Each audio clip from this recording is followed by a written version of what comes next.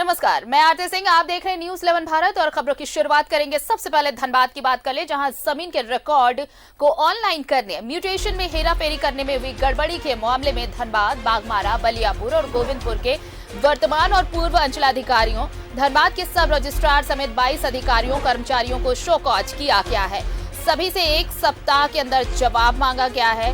Cyber के जरिए online दाखिल खारिज कर करोड़ों की कमाई करने के आरोपों पर धनबाद के डीसी उमाशंकर ने सभी को शोकॉज कर 1 सप्ताह में जवाब मांगा है। पूरे मामले के शिकायतकर्ता रमेश राही से खास बातचीत की हमारे सहयोगी अभिषेक ने।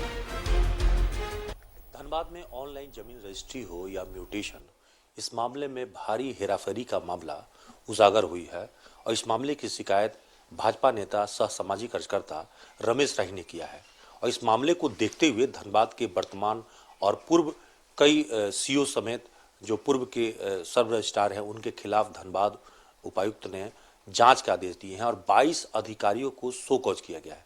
पूरे मामले पर बातचीत करने के लिए जिन्होंने शिकायत किया था भाजपा नेता रमेश राही, उनसे हम बातचीत करते हैं। जी, पूरे मामले में ये बताएं कि ये सभी पदाधिकारी किस प्रकार की गड़बड़ी किए हैं और आपने किस उनको जो पत्र लिखा उसमें क्या आरोप है?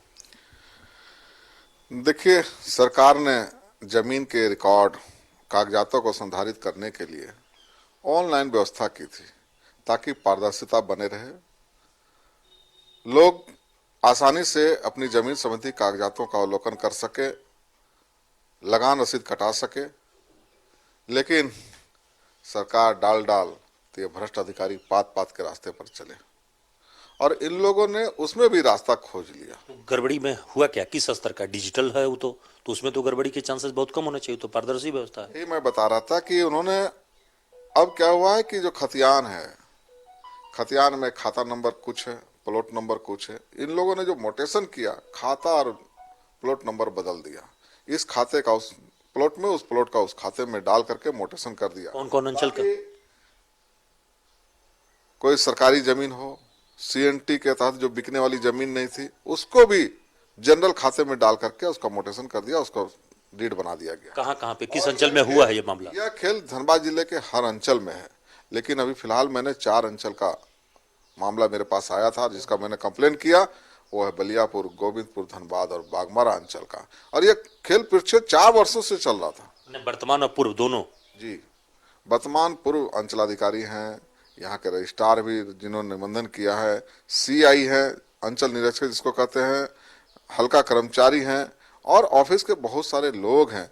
आज हजारों लोग परेशान हैं इस जिले में। क्या मतलब ये ऑनलाइन में भी इन लोगों ने कमाई कर ली है?